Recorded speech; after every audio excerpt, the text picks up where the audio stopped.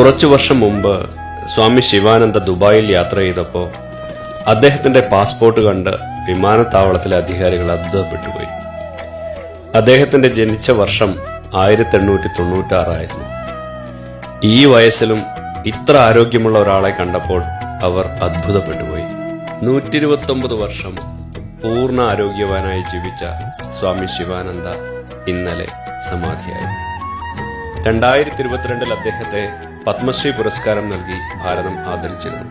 ഇന്നലെ രാത്രി 8 മണിക്ക് BHU ഹോസ്പിറ്റലിൽ വെച്ചായിരുന്നു അന്ത്യം. ദുബായിലെ അദ്ദേഹത്തിന്റെ യാത്ര സോഷ്യൽ മീഡിയയിലുമൊക്കെ വാർത്തയാവുകയും ചെയ്തിരുന്നു. അന്ന് ഈ കഴിഞ്ഞ പ്രയാഗ്രാജ് കുംഭമേളയിലും അദ്ദേഹം സ്നാനം ചെയ്തിരുന്നു. രാവിലെ 3 മണിക്ക് എഴുന്നേൽക്കും, യോഗ ചെയ്യും, പകുതി വേവിച്ച അല്പം പച്ചക്കറികൾ മാത്രം കഴിക്കും. പാൽ, മധുരം, പഴവർഗ്ഗങ്ങൾ തുടങ്ങിയ ഒന്നും അദ്ദേഹം കഴിച്ചിരുന്നില്ല. പഴവർഗ്ഗങ്ങൾ ദരിദ്രന്റെ ഭക്ഷണം അല്ല എന്നായിരുന്നു അദ്ദേഹം പറയാറ്. വർഷങ്ങളായി അദ്ദേഹത്തിന് രോഗങ്ങളില്ല, ഒരു മരുന്നും ഇതുവരെ കഴിച്ചിട്ടുമില്ല.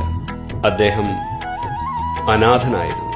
എന്നാൽ ലോകം മുഴുവൻ അദ്ദേഹത്തിന്റെ ആശയങ്ങളെ, ജീവിത രീതികളെ പിന്തുടരുന്ന നൂറുകണക്കിന് ആളുകളുണ്ട്. 129 വയസ്സിൽ സമാധിയായ പൂജ്യസ്വാമി ശിവാനന്ദയ്ക്ക് കോടി കോടി പ്രണാമം. അദ്ദേഹത്തിന്റെ ഭൗതികദേഹം നാളെ വാരണാസിയിലെ ഹരിശ്ചന്ദ്ര ഘാട്ടിൽ ദഹിപ്പിക്കും. അദ്ദേഹത്തിന് പത്മശ്രീ സമ്മാനിച്ചപ്പോൾ ഞാൻ ചെയ്ത ആ വീഡിയോ ഒന്നുകൂടി ഷെയർ ചെയ്യട്ടെ. 54 പേർക്ക് പത്മശ്രീ അവാർഡ് കൊടുത്തതില് നമ്മളൊക്കെ ശ്രദ്ധിച്ചൊരു വ്യക്തിത്വമുണ്ട്. 125 വയസ്സുള്ള ഒരു സാധു വൃദ്ധൻ, സ്വാമി ശിവാനന്ദ. അവാർഡ് സ്വീകരിക്കാൻ സദസ്സിലേക്ക് കയറി വരുന്ന ആ വീഡിയോ നമ്മളെല്ലാവരും കണ്ടിട്ടുണ്ടാവും.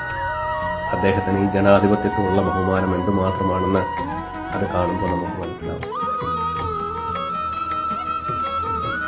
1896 തിരുനെൽവേലിയിൽ ആണ് അദ്ദേഹം ജനിച്ചത്.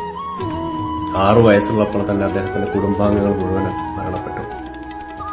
അനാഥനായ അദ്ദേഹത്തെ ബന്ധുക്കളാരോ ഒരു സന്യാസിയായ സ്വാമി ഓംകാരാനന്ദയെ ഏൽപ്പിക്കുക. പിന്നെ അദ്ദേഹം വളർന്നതൊക്കെ ബംഗാളിൽ. സ്കൂൾ വിദ്യാഭ്യാസം അദ്ദേഹത്തിന് കിട്ടിയില്ല. എന്നാൽ ആധ്യാത്മിക വിഷയങ്ങൾ അദ്ദേഹം പണ്ഡിതനായി മാറി. 296 പുസ്തകങ്ങളാണ് അദ്ദേഹം എഴുതിയത്.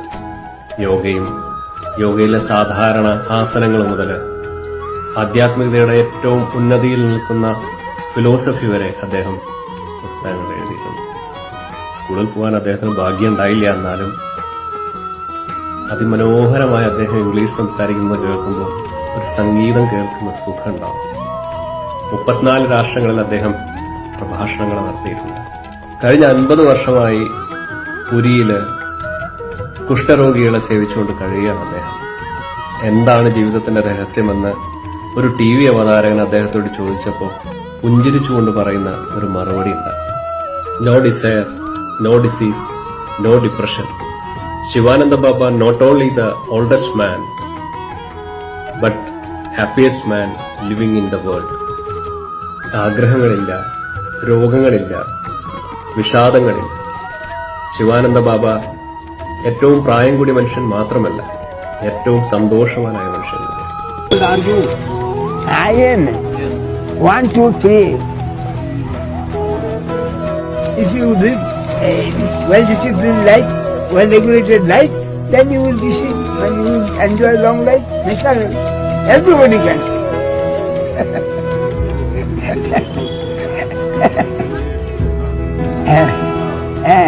No desire now, no desire, no disease, no depression. ദരിദ്രനായ, അനാഥനായ, ഔപചാരിക വിദ്യാഭ്യാസം ലഭിക്കാത്ത, ഭാരതത്തിന്റെ പരമോന്നത ആദരവ് ഏറ്റുവാങ്ങിയ ആ മഹാത്മാവ് ഭാരതത്തിന് മാത്രമല്ല ലോകത്തിന് തന്നെ മാതൃകയാണ്, നമ്മൾക്കൊക്കെ വഴികാട്ടിയാണ്.